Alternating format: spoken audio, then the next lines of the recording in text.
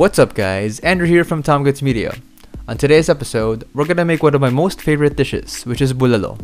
It's gonna be super simple, so stay tuned till the end to see how my cholesterol skyrocketed after this meal.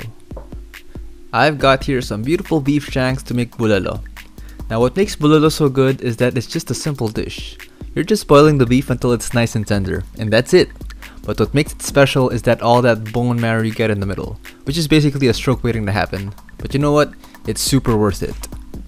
To make bulalo, we will first need some water to boil it on. Now we could just boil it like this and tenderize the beef and call it a day. But of course we're gonna need to flavor the water.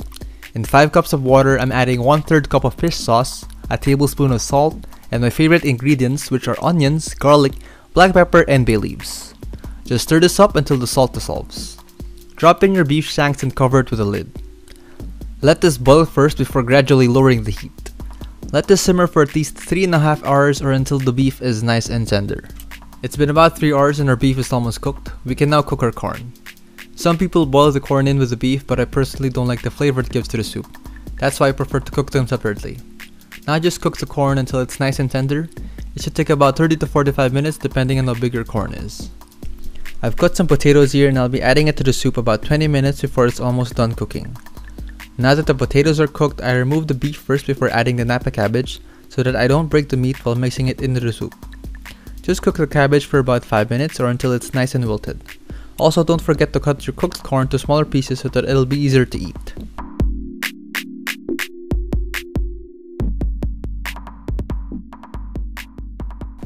Now it's time for the taste test. If you think I was gonna eat all of this, you're not crazy to think that. I definitely would, but I have to share this, so I got myself a portion. The perfect condiment for this dish is inspired by my girlfriend's parents because they eat nilaga with fish sauce and calamansi, and I did the same. You should too honestly when eating anything. Grab a piece of that beef, get a tiny spoon, and scoop out some of that bone marrow. Now just put everything in one bite and don't forget the sauce. And just die. Now this is an accurate representation of what I was seeing when I took a bite. So please try this at your own risk. Oh, and I'm back to life. Thanks for watching this video. If you like this video, please don't forget to hit that like and subscribe button. This is Andrew from Tom Goods Media, signing off. To the hospital right now. Help me please.